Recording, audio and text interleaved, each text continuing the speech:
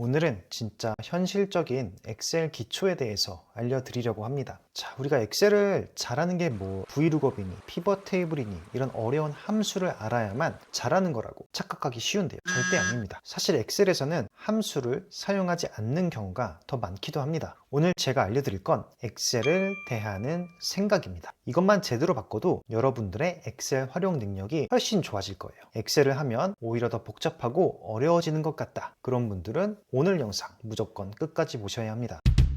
자, 일을 잘하는 분들은 공통적으로 말하는 게 있는데요. 엑셀은 내가 손으로 직접 처리하는 도구가 아니라 기준을 정해주면 대신 정리해주는 도구라는 거죠. 먼저 이 데이터에서 반복되는 기준이 뭔지, 최종적으로 보고 싶은 결과가 뭔지부터 생각합니다. 이렇게 되면 엑셀은 입력 도구가 아니라 자동 처리 프로그램으로 바뀝니다. 엑셀을 워드나 파워포인트처럼 사용하면 안 된다는 거죠. 실무에서 속도가 갈리는 지점은 데이터가 정리가 제대로 되어 있는지, 함수 서식 사용이 가능한 상태인지, 기준은 일관적인지, 중간에 사람이 개입해서 데이터를 바꾸지는 않았는지를 먼저 살펴봐야 하는 거죠. 내가 원하는 결과를 얻어내려면 엑셀한테 어떤 일을 시켜야 하지? 라고 생각하는 사고방식의 차이죠. 엑셀을 직접 움직이려고 하면 항상 사람이 바쁩니다. 그래서 엑셀을 잘하는 사람일수록 키보드나 마우스를 만지는 시간보다 생각하는 시간이 더 깁니다. 간단하게 한 가지 데이터를 보면서 구체적으로 설명을 드려볼게요. 자, 이 로 데이터가 있고 내가 알고 싶은 결과는 지점별로 판매되는 품목의 매출 비중이라고 해볼게요. 그러면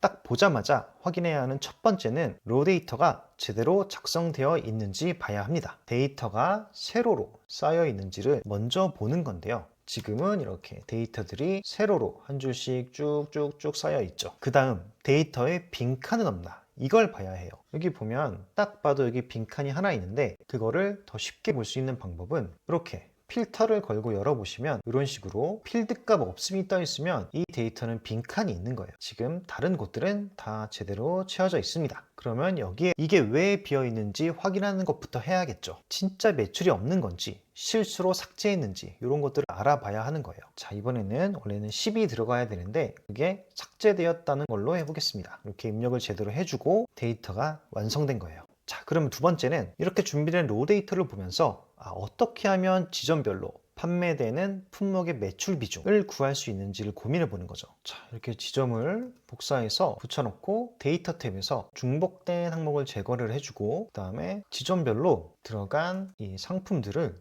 또 복사를 해주고 중복된 항목을 제거해주고 이런 식으로 표를 만든 다음에 종로점에서 상품 A의 매출을 합계를 확인한 다음에 이런 식으로 입력을 해주는 방법도 있죠. 그런데 여러분, 이게 절대 잘못된 방법이 아니에요. 이렇게 해도 엑셀 할 줄 안다고 하셔도 됩니다. 하지만 조금 더 빠르고 정확한 방법을 알면 시간도 절약하고 스트레스도 덜 받는 거죠. 어떻게 하면 내가 원하는 자료를 더 효율적으로 도출해낼 수 있을까? 그거를 천천히 생각해 보면 일단 표를 만들어야겠구나 요 생각이 떠오르죠. 그럼 표를 만들려면 피벗 기능을 활용해 보자, 그렇게 생각을 하는 거죠. 그래서 전체 선택을 하고 삽입, 피벗 테이블, 그리고 기존 워크시트에서 여기 한번 만들어 보겠습니다. 그러면 우리가 지점별로니까 지점을 가장 먼저 왼쪽 행에 넣어줘야겠죠. 그러면 지점을 행에 넣어주고 그리고 지점별 품목이라고 했으니까 이번에는 품목을 넣어줘야 돼요. 상품을 여기에 넣어줍니다. 그러면 여기 동래점에 판매하는 상품들, 둔산점에 판매하는 상품들이 정리가 되는데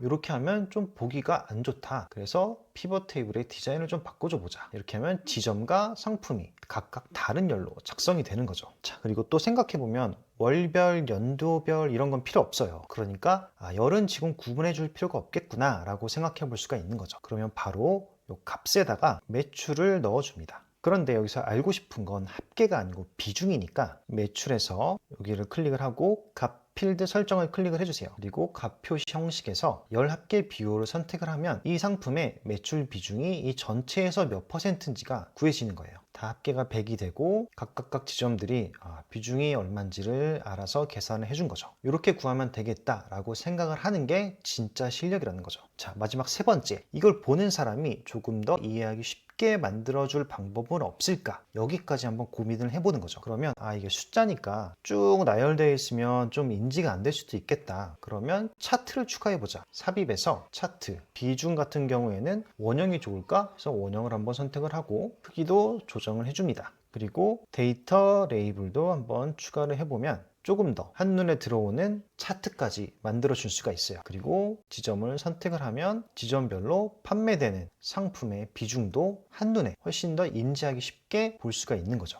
자, 이렇게 하면 업무가 쭉쭉쭉 진행되는 거예요. 자, 여기까지 하는데 함수는 한 번도 안 썼어요. 그래도 원하는 자료를 만들어냈습니다. 물론 이게 완성된 건 아니지만 이대로 보고를 하면 안 되겠죠. 가공을 해야겠지만 지금은 어떤 생각을 가지고 엑셀을 해야 되는지를 설명을 드리는 거거든요. 자, 이렇게 엑셀은 원하는 결과를 만들어내는데 필요한 도구일 뿐이에요. 내가 원하는 걸 만들어내려면 어떤 기능을 쓰면 좋을까? 평소에 로 데이터를 규칙과 기준에 맞게 잘 모아 오셔야 하고 결과를 얻기 위한 생각하는 방식이 가장 중요한 겁니다. 여러분들도 기능 몇 개만 알면 분명히 훨씬 효율적으로 일을 하실 수 있을 거예요. 여러분, 오늘 영상은 여기까지고요. 영상이 도움이 되셨다면 구독, 좋아요 부탁드리고 더 많은 실무 엑셀이 궁금하시면 영상에 고정 댓글을 확인해 주세요. 감사합니다.